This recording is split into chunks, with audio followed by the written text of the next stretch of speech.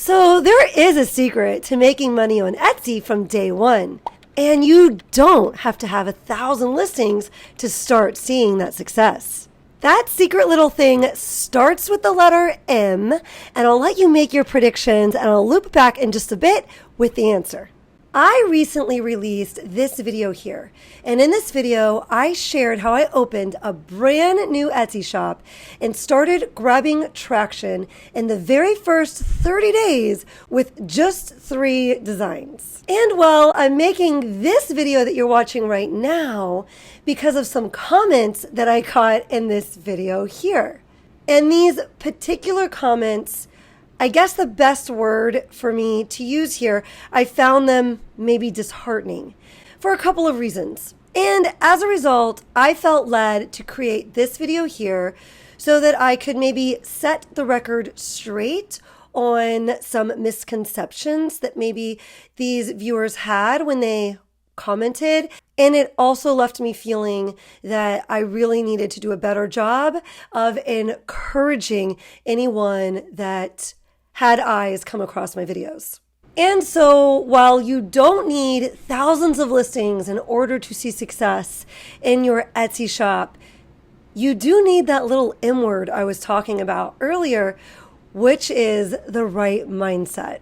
And so the commenters' remarks that we are going to address today, we'll call them Doubtful Debbie and Misinformed Mary.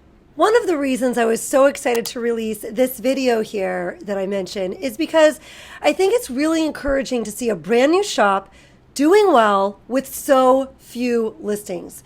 What does that tell us? That tells us there is space on Etsy for you, that you're not invisible just because you have a new shop.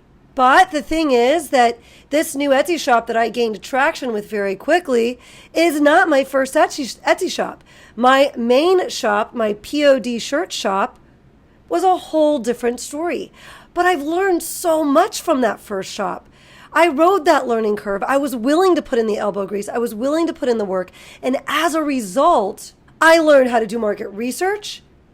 And I learned how to implement that market research to create designs that add value to the market. And if you've listened to any number of my videos, thank you for coming back. I appreciate you.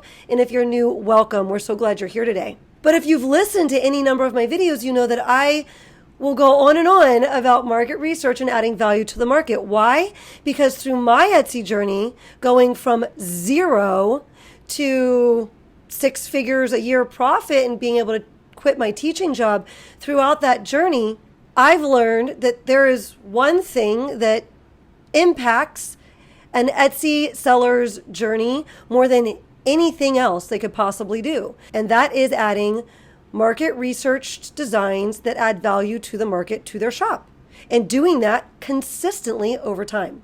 So from day one in this brand new Etsy shop, I was able to implement all that I've learned from my main shop, my POD shop, and that's 4 years of blood, sweat, tears, and experience, all of which I'm very open about and share on this YouTube channel. All of that has taught me how to create really on-trend designs that add value to the market. If you do want to see how I consistently do that, I will invite you to watch that video, the one that we're commenting on today, along with a playlist I'll leave down in the description for you. Now, my hope with this video was that viewers would walk away feeling encouraged, that they would know anyone willing to go through the learning curve and put in the elbow grease, that yeah, it is absolutely possible for anyone to do well on Etsy if you're willing to practice the skill. Etsy isn't just a place for established shops and people that started their shops years ago. You can make a successful 6-figure business on Etsy today. New shops can and will do well as long as the people running those shops are willing to stick with it and improve their skills. So let's jump into the comments and let's help Doubtful Debbie and Misinformed Mary out. And I know if Doubtful Debbie and Misinformed Mary were commenting, then there were other people that felt the same way that maybe didn't take the time to leave that comment. I'll also say that if you did watch that video and you left an encouraging comment, I read all of those too. I know that the video did reach many of you in the way that I had hoped it would reach you. So Doubtful Debbie says, I took a look at this shop, meaning the P&G shop that I had shared in that video. And I am just assuming that most of the traffic and sales were from your YouTube subscribers. I know not members because, as you said, members already got these fonts.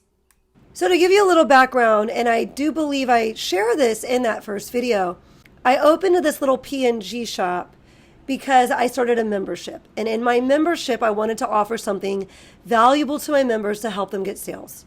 And so in my ponderings of this, I came across these fonts that actually made sales in my best friend's shop. I'll leave this video link down below because we made sales in her shop using these types of fonts.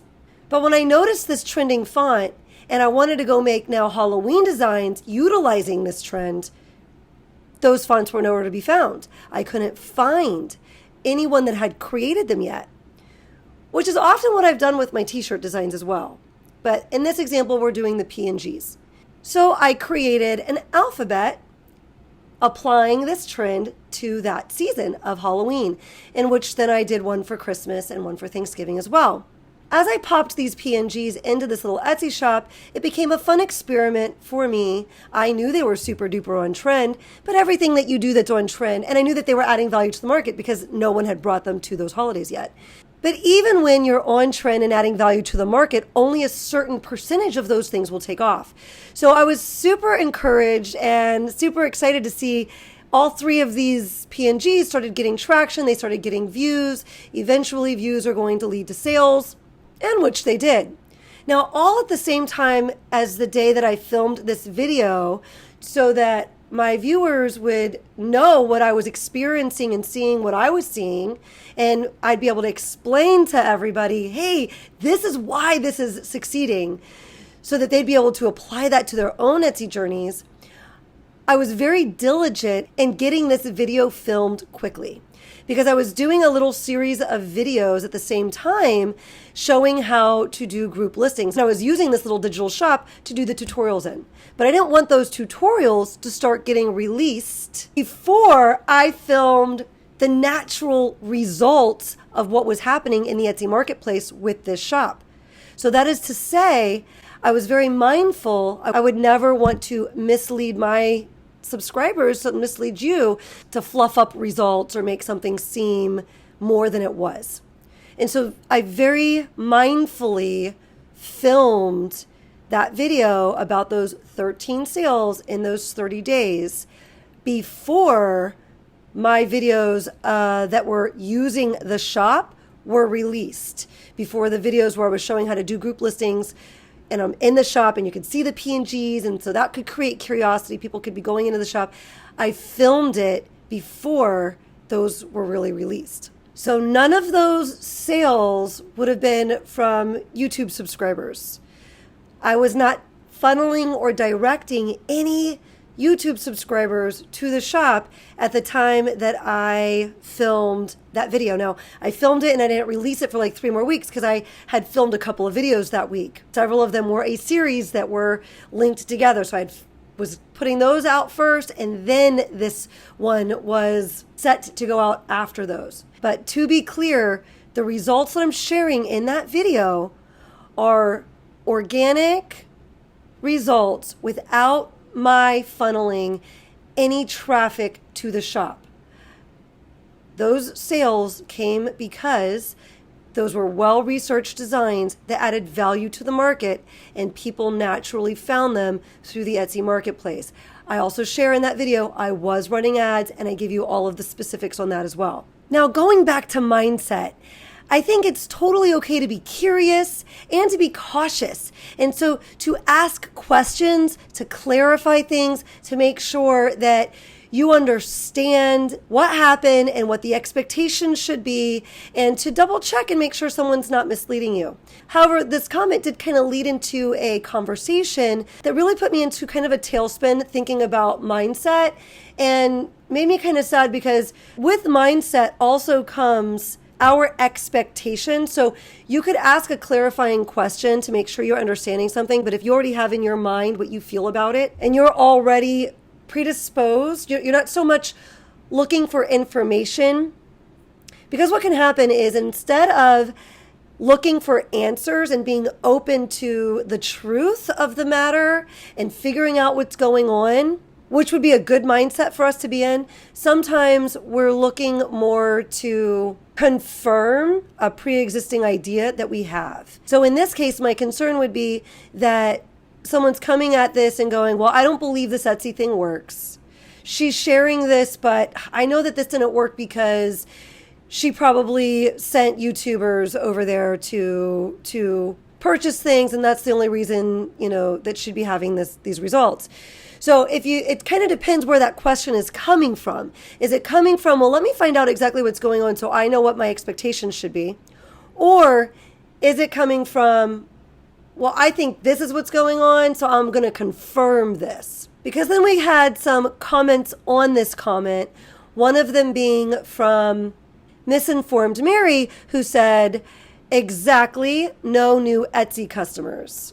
And this comment wasn't really coming from a place of curiosity, of wanting to learn, of wanting to get information. It was more coming from a negative place, and I'm not picking on anybody, but I did a lot of thinking about this, and I didn't sleep well that night when I read these, because I would still be an unhappy fourth grade teacher, busting my butt tutoring after school, leaving my house at 6:30 in the morning and getting home at 7:30 at night, completely exhausted and still stressed out about money, if this is where my mindset had been that first year that I started my Etsy shop. And the reason my mindset stayed positive during that first year that I know a lot of people listening to this video, it's hard. It's so hard that first year. You feel like it's not going to work because the amount of effort you have to put in before you start seeing the results is so great. And if patient YouTubers that I was listening to didn't come on and encourage me and address things like this, I would have given up. So I felt that it was my responsibility as a person that has decided that she's going to be on YouTube and that she's going to inspire others and she's going to share about the Etsy journey and experience and make it more attainable for others, that it would be my responsibility to address this type of thinking and at least do my best to encourage anybody who's teetering on, am I curious or am I just looking to confirm that this doesn't work and it doesn't have anything to do with my designs, but it's just Etsy doesn't work and the YouTubers are lying to me? And so the conversation that continues here is Misinformed Mary going on to say, I'm not being negative, it's just that true needs to be said.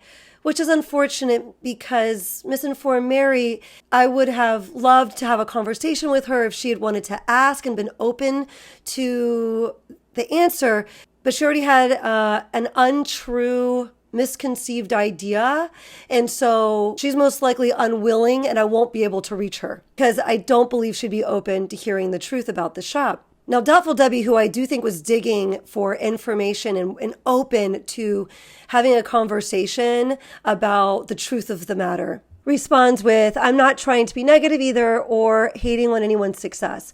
I watched half the video, so not the whole thing. And the content here has always been honest, truthful, free, relevant, and helpful, more than others on YouTube in my experience. As I said, I am assuming that most of these views were only from us, her YouTube subscribers, and her members. The sales as well, since she has given a discount to us if we want to purchase. Just wanted to insert a quick side note here that members were also not made aware of the fact that I was putting these PNG fonts that I had created for them in a little Etsy shop. I didn't make them aware of that until I created the video that I'm referring to in this video. And so I do hope this video clears that up, that none of the sales in that Etsy shop at that time were from my subscribers. That video was filmed before any other videos that mentioned the little digital Etsy shop were put out. I will tell you in a second how that shop is doing now, if you're curious, but now it most definitely is skewed completely with traffic that I have sent. As a matter of fact, that day I had 5 or 6 sales the day that that video went out. A couple of subscribers definitely went into the shop and purchased those PNG items. If you happen to be one of those people, thank you so much for popping in over there. I do hope you're having fun designing with them. And if you're interested in popping in over there now, I will leave that discount code down in the description. So please don't just go over there and purchase something. Know that there is a discount code for our subscribers down in the description. Now, this stream did end with my going in and explaining the situation to these 2 subscribers, which then Doubtful Debbie came in and said, thanks so much for clearing this up. I was wondering how this was possible. And to keep them anonymous, I am going to be hiding this particular comment stream. So if you go over to that video to look for it, I have gone ahead and hidden it, because the last thing I want them to feel is like I put them on blast or to, be giving out their real handles. I will say most of the time the comments in my comment section are just a pleasure to read, and I'm always happy to go in there and try to clarify things and answer questions from people. I spend a lot of time doing that. I'm not able to get to every single comment, but I do my best to go in and help people and answer people down in my comments. So if you ever have a question, feel free to go down there and ask me a question. I did have kind of a weird energy happening in this video, which was so surprising to me because I thought the video was so inspiring. Misinformed Mary did go on to say something a little snarky, because she said, so now Etsy will be flooded with these designs. Okay, got it. And to that comment, I say, I hope so. And that's exactly what you should be hoping too. Every time you do something, hope that you're able to flood Etsy, flood it with your design. Make it so popular, make it so special, so market research. You're adding value to the market, whether it's your shirt designs or you've got a PNG shop. I don't care what kind of shop you have. That is exactly what you should want. You should want everyone to try to copy you. That is how good your design is going to be. That is how much of a bestseller it is going to be. And that is how many people are going to try to copy you or are going to try to do another version of what you are doing. I have done that over and over and over again in my shirt shop. I have started trends. I've started things that have become a staple of, you're going to do a shirt like this because it's all over the place and it's a bestseller all over the place. And some of those can be tracked down back to me. And eventually that is going to be your story too, if you want it. If you understand that ideas are limitless. You are the only person that can hold yourself back thinking, oh, well, all the ideas have been thought up. No, they haven't. There are so many ideas that you could still be the first person to flood Etsy with. How many are you going to do this year? I plan on having a bunch in my POD shop and in my PNG shop. For those of you curious of how the shop is currently doing, at the time that I'm filming this, it has 97 sales. By the time that videos started airing that showed I had a digital shop, I had around 30 organic sales. At the time of my filming that original video and how many sales I had in the first 30 days, I had 17. So then about 30 organic sales before videos started airing that showed I had a PNG shop, and now I have 97. But now this information is now skewed with lots of people that I've sent over to the shop from the YouTube channel. The shop also has 2 bestsellers, so super exciting. Quick celebration. On this very same video, Brittany popped in to give us some really great news. And since I figured I was in the comments, let me share this with you.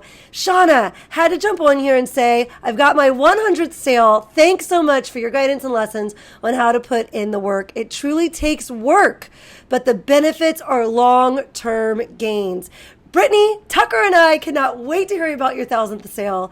Don't forget to subscribe if you enjoy this type of content and you want to learn more about making sales in your Etsy shop.